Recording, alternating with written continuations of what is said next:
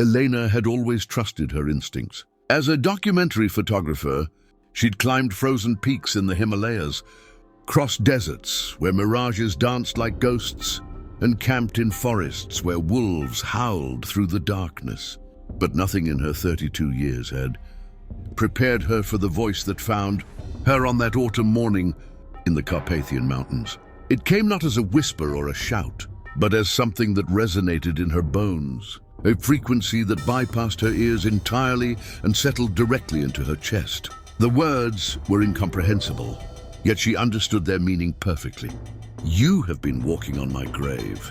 She'd arrived in Romania 3 days earlier, chasing rumors of an undocumented cave system that local shepherds refused to approach. The villagers spoke of it only in hushed tones, crossing themselves when pressed for details. One elderly woman had grabbed Elena's wrist with surprising strength, her clouded eyes focusing with sudden clarity. "The mountain remembers. The mountain bleeds. Do not wake what sleeps beneath," Elena had smiled politely, attributing the warning to superstition. She'd heard similar stories in a dozen countries, tales designed to keep outsiders away from sacred sites or dangerous terrain. But as she stood alone on that ridge, watching mist curl around ancient pines, the voice thrummed through her again, and every rational explanation crumbled like ash. The sound carried weight, as if the mountain itself had drawn breath after centuries of silence. Her camera slipped from nerveless fingers, caught only by its strap. Birds erupted from the canopy below, a black cloud against the gray sky. And in the sudden quiet that followed, Elena heard something else, the slow, deliberate sound of stone grinding against stone, coming from somewhere deep beneath her feet. She should have run. Every survival instinct screamed at her to flee back down the mountain, to her rental car, to civilization. Instead, she found herself taking a step forward, then another, drawn toward the source of that impossible voice, like iron to a lodestone. Where are you watching this from? Drop your location in the comments below and let me know if your country has legends about what sleeps beneath the mountains. The path Elena followed wasn't marked on any map. It revealed itself gradually, a subtle depression in the earth where moss grew darker and thicker, as if drinking from some hidden source. The trees here twisted at odd angles, their trunks bent away from the trail as though recoiling from something they'd rather not face. She documented this phenomenon before in places with unusual magnetic fields or high radiation, but her equipment showed nothing abnormal. The compass still pointed north, the Geiger counter remained silent. Yet something was fundamentally wrong with this place, a wrongness that settled in her stomach like spoiled meat. The voice came again, clearer now. "Daughter of the fleeting ones, why do you seek me?" It spoke in no language she recognized, yet understanding bloomed in her mind, fully formed. Elena's throat was dry, her words catching like thorns. "I didn't seek you. I came for the caves, for photographs." Silence stretched, broken only by the wind moving through deformed branches. Then, low and resonant as earthquake thunder, "Nothing comes to these peaks by accident. You were called, though you did not know the caller. Your kind has short memories. But I remember when your ancestors first learned to walk upright and fear the dark." She pushed through a stand of twisted pines and stopped dead. Before her, the mountain simply ended. Not in a cliff or a gentle slope, but in a vast, perfectly circular depression that dropped away into shadow. The crater had to be 200 feet across, its walls smooth as though carved by some titanic drill. At the bottom, barely visible through the mist, something massive and dark protruded from the earth. At first, Elena thought it was a boulder or an exposed section of bedrock. Then she noticed the texture, the way it curved with too much regularity to be natural. Her photographer's eye recognized the shape even as her mind rejected it. Fingers, a hand the size of a house, palm up, reaching toward a sky it hadn't seen in ages beyond counting. "Do you understand now?" the voice rumbled, and she realized with creeping horror that the sound was coming from below, from the thing in the crater. "Do you see what your legends called me? I who held up the sky. I who challenged gods and was buried for my pride. Elena's mind raced through mythology texts she'd studied in university. Titans, the primordial beings that came before the Olympian gods. Atlas, condemned to hold the heavens. Prometheus, chained to a rock for giving fire to humanity. But those were stories, metaphors for natural forces. They weren't supposed to be real. They couldn't be real. Yet here she stood, looking down at evidence that rewrote everything she understood about human history, about prehistory, about the very nature of reality itself. The hand wasn't stone, she realized. It was flesh, gray and weathered as ancient granite, but flesh nonetheless. Veins like river valleys traced across its surface. What would possess the strength to bury something this enormous? What kind of power would it take to imprison a being whose fingertip was larger than her entire body? The voice rose again, patient as erosion. Will you flee now, little daughter? Or will you listen to what the earth has tried to forget? She should have run. Every rational cell in her body screamed for escape. But Elena had spent her career documenting the extraordinary, the overlooked, the stories that history tried to erase. How could she turn away from the greatest discovery in human history? How could she ignore a being that remembered the dawn of consciousness itself? With trembling hands, she unshouldered her pack and pulled out her camera. The act steadied her, gave her mind something familiar to grasp. Through the viewfinder, the hand looked even more impossible, a monument to an age when the world was young and terrible. She clicked the shutter, the sound absurdly small against the mountain's silence. You document, the voice observed. Your kind always does, scratching your marks on stone and hide and paper, desperate to prove you existed. I watched your earliest ancestors paint on cave walls, trying to capture the hunt, to hold time still. There was something almost sad in that ancient voice, a weariness that made Elena's chest ache. They painted me too, you know. Not as I am, but as they perceived me. A giant who moved mountains, who wrestled with the sun. They were closer to truth than their descendants, who dismissed me as mere story. Elena lowered her camera, her voice barely above a whisper. What happened to you? The myths say the Titans were imprisoned in Tartarus after losing a war with Zeus. Deep beneath the earth, something that might have been laughter rumbled through stone. Odos, Zeus, such a small name for such a vain god, distant. Thunder rolled across the Carpathians. Though the sky held no storm clouds, Elena felt the hair on her arms rise as static electricity charged the air. She'd just insulted a god, apparently, even if that god was supposedly dead or gone, or whatever happened to deities when humans stopped believing in them. The voice continued, unbothered by the cosmic tantrums somewhere in the ether. Zeus and his kin did not imprison me here, child. I chose this grave.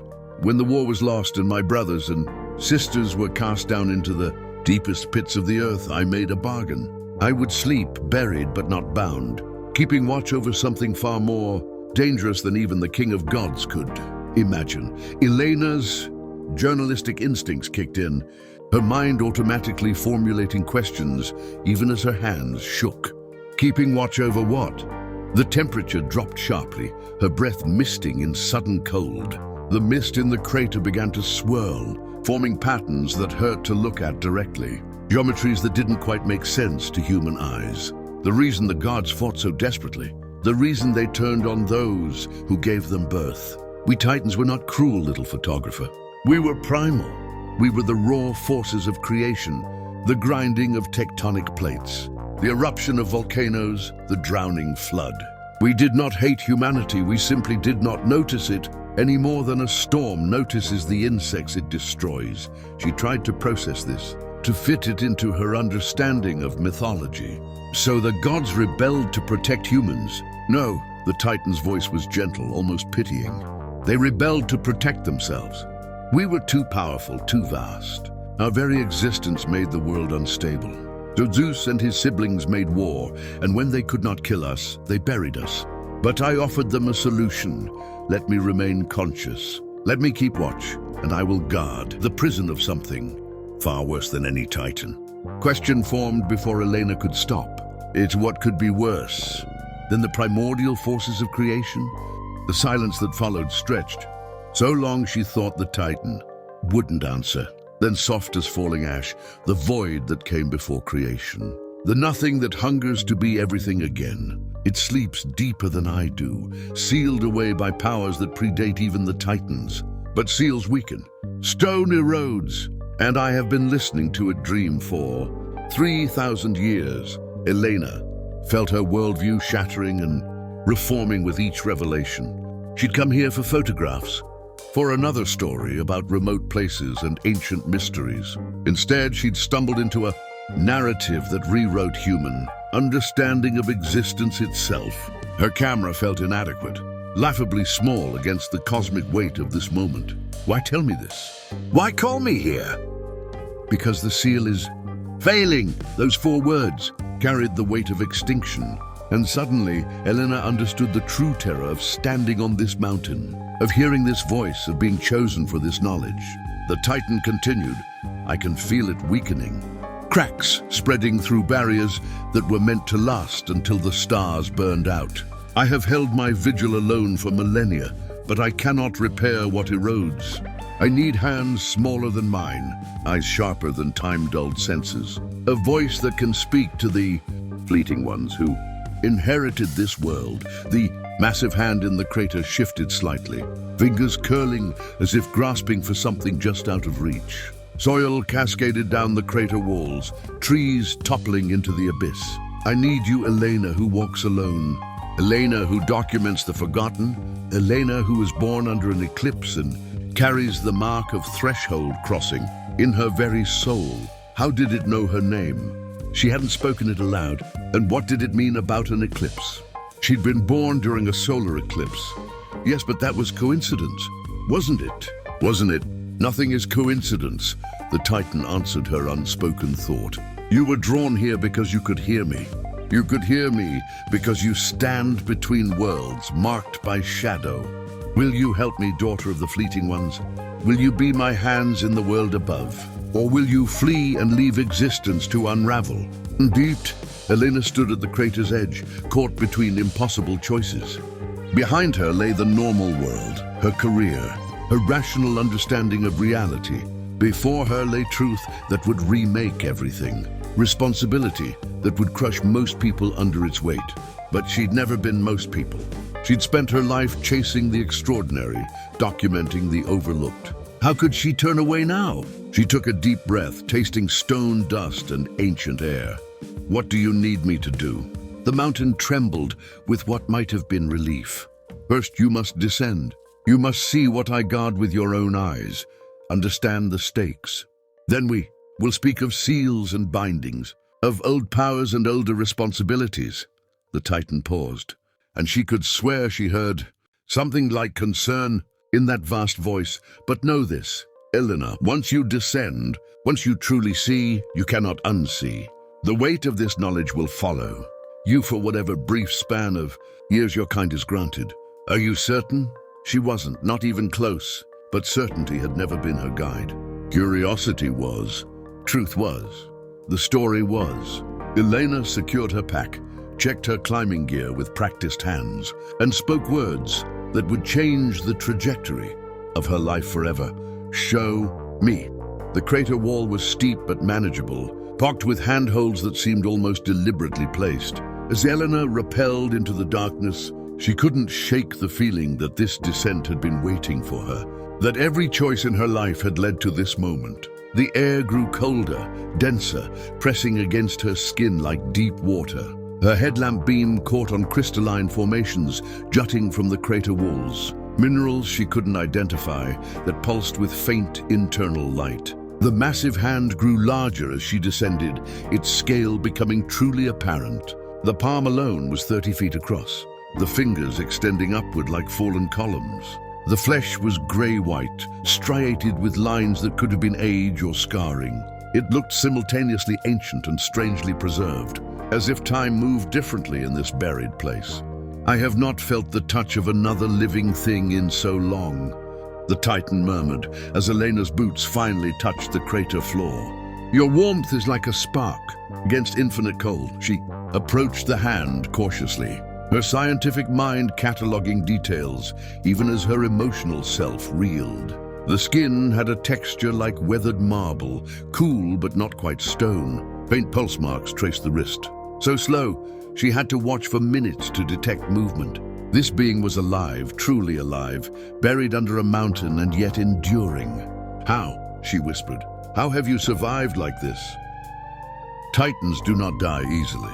We are made of the same substance as the world itself. To kill me would require unmaking a piece of creation. The voice came from everywhere and nowhere, resonating through the stone. But I do not merely survive, child. I maintain, I focus. I listen to what stirs in the deeper dark, and I shore up the barriers with will alone. It is exhausting labor, and I grow weary.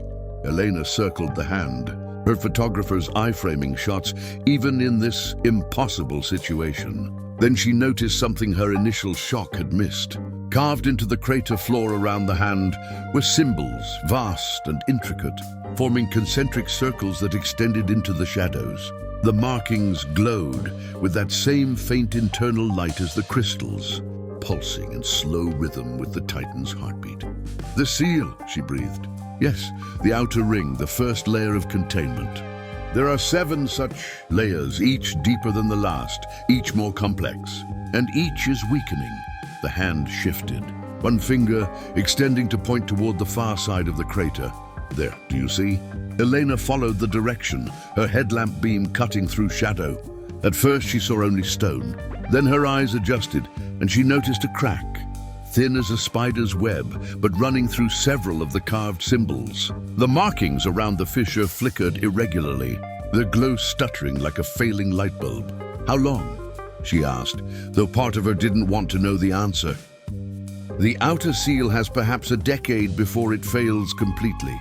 The inner seals will follow, one after another, like dominoes falling. When the 7th seal breaks, what lies beneath will wake, and it will hunger for the light it has been. Denied since before the first stars. Ignited 10 years, a decade to prevent apocalypse. The weight of it settled on Elena's shoulders, heavy as the mountain above. What do I need to do? How do I fix this?" The Titan was quiet for a long moment, and when it spoke again, the words carried the weight of terrible necessity. "The seals were created by the Titans working in concert, pouring our essence into barriers that would outlast civilizations. To repair them, you need Titan's blood. You need my blood, Elena, and you need to journey to each seal point, 6 more locations scattered across the globe, and renew the bindings before they fail completely." She stared at the massive hand, understanding dawning with sick certainty. "You want me to wound you, to take your blood to these other places?" Her voice came out steadier than she felt. "Won't that weaken you further?" "Yes," the Titan admitted. "Each offering will diminish me, will make my vigil harder. But there is no alternative. I cannot leave this place, cannot walk the world as I once did. I am anchor and guardian both, bound by choice, but bound nonetheless. You must be my emissary, my hands in the world above." The ancient being paused, then added with surprising gentleness, "I do not ask this lightly. Elena, the journey will be perilous. There are forces that would prefer the seals to fail, old enemies who remember the chaos of creation and wish to see it return. You will be hunted. You will be tested. You may not survive." Elena thought of her apartment back in Berlin, filled with photographs from a dozen countries. She thought of her next assignment, a safe documentation of medieval churches in France. She thought of the normal life she could return to if she just climbed out of this crater and never looked back. Then she thought of what the Titan had said, the void that hungers to be everything. She imagined that nothingness swallowing cities, countries, the entire world. How could she walk away? "Tell me where to go," she said simply. "Tell me what I need to do." The mountain trembled again, but this time it felt like gratitude, like relief. "Then we begin. But first you must mark yourself, bind yourself to this purpose. Take your knife, Elena, press it to my palm. Let my blood touch your skin, and speak the words I give you." Her hand moved to the climbing knife at her belt, fingers closing around familiar leather. This was insane. This violated every protocol of archaeological documentation, every principle of scientific observation. But this wasn't archaeology, wasn't science. This was myth made real, and it demanded different rules. She pressed the blade against the Titan's palm, the flesh yielding slightly under pressure. What words? The Titan spoke in a language that predated human tongues, sounds that felt like stone grinding and wind howling. Somehow Elena understood, and somehow she repeated them. The knife bit deep and blood welled up, thick and silver bright, glowing with the same light as the symbols. It touched her hand, warm and electric, sinking into her skin. She gasped as power surged through her, as if she'd grabbed a live wire. Her vision went white, then cleared with impossible sharpness. She could see individual grains of stone, could hear the mountain's heartbeat syncing with her own. When the light faded, Elena found herself marked. Silver lines traced up her arm in patterns that echoed the seal symbols, visible beneath her skin like luminous tattoos. "What did you do to me?"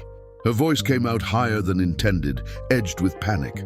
"I gave you protection," the Titan replied calmly. "Those marks will shield you from the worst of what hunts in the dark. They will let you find the other seal points, guide you like a compass. And they will let you hear me, no matter how far you wander. You are bound to this task now, Elena, bound to me and to the preservation of all that exists." The weight of those words settled into her bones. There was no going back now. She was changed, marked, committed. Part of her wanted to rage against this theft of choice, this cosmic conscription. But another part, the part that had always pushed her to climb higher, explore deeper, document the extraordinary, felt something like purpose clicking into place.